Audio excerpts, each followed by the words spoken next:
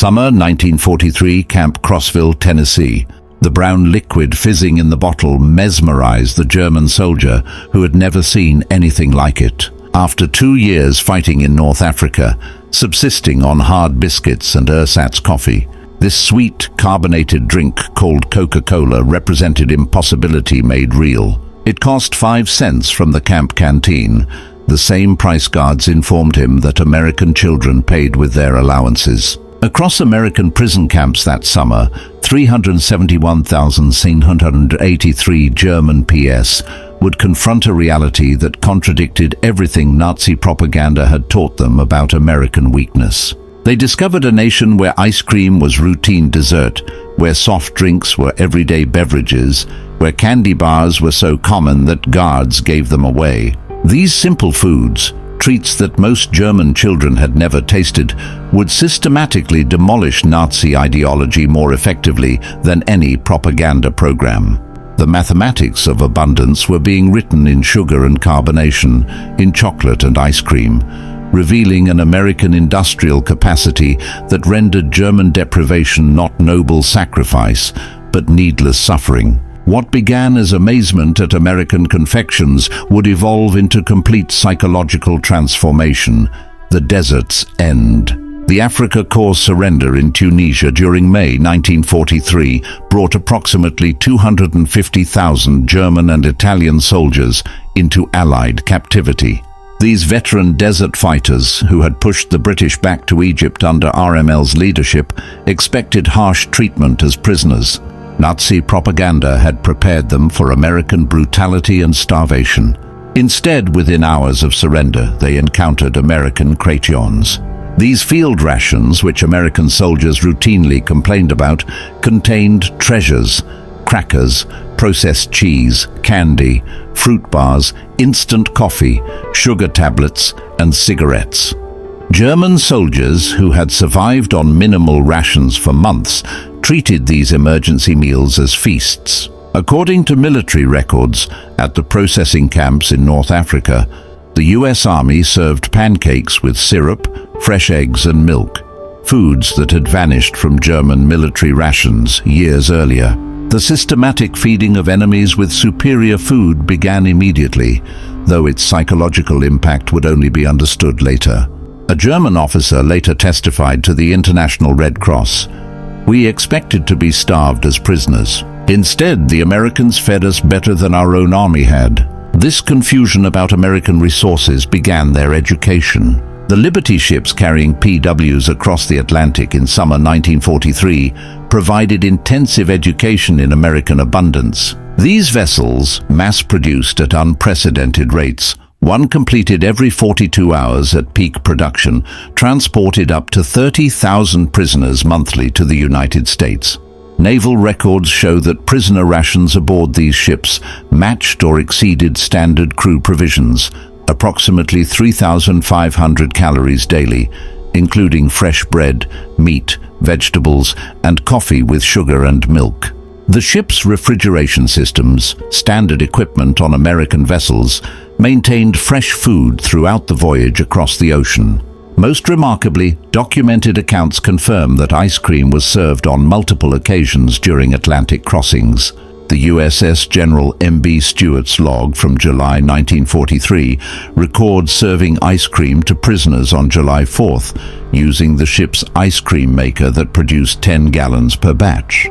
For men who hadn't seen ice cream since before the war, this frozen dessert in the middle of the ocean defied understanding. When ships docked at ports like Norfolk and Newport News, German POWs encountered an America that Nazi propaganda had declared impossible. The Norfolk Naval Base, covering 4,300 acres with extensive waterfront facilities, handled more cargo daily than major German ports managed weekly. At the port exchanges, shops for dock workers, prisoners glimpsed shelves stocked with candy bars from major manufacturers like Hershey, Mars, and Nestle. Military procurement records from 1943 show these exchanges stocked dozens of candy varieties, selling them at standard prices. 5 cents for most candy bars, the same price charged across America. The journey inland by train provided further education. Unlike the cattle cars used for transport in Europe, German POWs traveled in passenger coaches. The dining cars served full meals. Documented menus from July 1943 show fried chicken, vegetables, pie, and coffee. Prisoners discovered this wasn't special treatment, but standard American rail service that any citizen could enjoy. The prison camp system constructed across America housed POWs in conditions that exceeded Geneva Convention requirements. Camp Crossville, Tennessee, typical of the larger facilities, included electric lights, hot water, flush toilets, and heated barracks. But the camp exchanges, the PX stores, delivered the deepest impact. According to Army Quartermaster records, camp exchanges stocked multiple soft drink brands: Coca Cola, Pepsi, Dr. Pepper, RC Cola, various candy bars and confections, ice cream where refrigeration permitted, cigarettes and tobacco, fresh fruit and snacks, beer, 3.2% alcohol content. Prisoners earned 80 cents daily for labor, later raised to $1. With candy bars at 5 cents and Coca-Cola at the same price, a day's wage could purchase 16 items abundant beyond German imagination, where such products, if available at all, required special connections. Coca-Cola became the symbol of American industrial democracy. The Coca-Cola Company's wartime production reached remarkable levels. Company records show 5 billion bottles produced in 1943 alone. The military contract guaranteed 5-cent Coca-Cola to American servicemen worldwide, a commitment requiring unprecedented logistics. German prisoners discovered that this soft drink, unknown to most before capture, was ubiquitous in America. Every camp received regular deliveries. Work details observed vending machines and coolers everywhere, gas stations, factories, schools. Americans of all ages and classes drank it casually, discarding half-empty bottles without thought. The standardization astounded technically minded prisoners. Coca-Cola tasted identical whether consumed in Maine or Texas, a feat of quality control exceeding anything German industry achieved.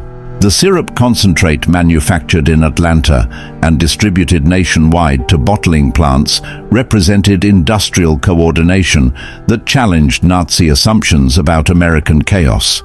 Historical records from the Coca-Cola Company archives confirmed that many prison camps received weekly deliveries of 200 to 300 cases, each containing 24 bottles. Camp Hearn, Texas alone, consumed approximately 7,000 bottles weekly during summer 1943.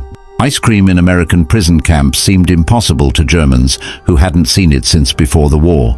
Yet Army records confirmed that ice cream was regularly served in camps with adequate refrigeration during summer months.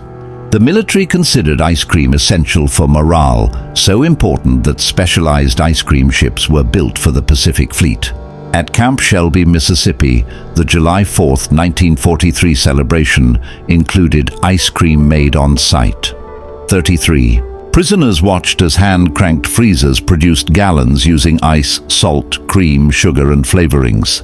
The casual use of scarce resources, ice in July, cream, sugar for entertainment food, demonstrated priorities Germans couldn't fathom. 34. By 1944, many camps had electric ice cream makers. The variety available, chocolate, vanilla, strawberry, butter pecan, exceeded what German ice cream parlors offered before the war. 35. Prisoners could purchase ice cream bars for 10 cents, ice cream sandwiches for the same price, or cups of various flavors. Army procurement records show that larger camps ordered 50 to 100 gallons of ice cream weekly during summer months. The frequency varied by location and season, but prisoners regularly enjoyed this frozen luxury that had vanished from German life. Sugar consumption in American prison camps delivered particularly powerful impact. 37. In Germany, sugar was strictly rationed. Civilians received 280 grams monthly when available. In American camps, sugar sat in bowls on mess hall tables for unlimited use, so quartermaster records from 1943 to 1945 show camps receiving 100-pound bags of refined sugar weekly. Camp bakeries used sugar liberally. Cakes, cookies, and pies appeared regularly on menus. The mess halls sweetened coffee, tea, cereals, and desserts without restriction. One documented incident from Camp Aliceville, Alabama, illustrates the contrast. In August 1943, humid weather hardened several hundred pounds of sugar, making it difficult to use. Rather than steam and recover it as Germans would have, kitchen staff discarded it and ordered replacement supplies.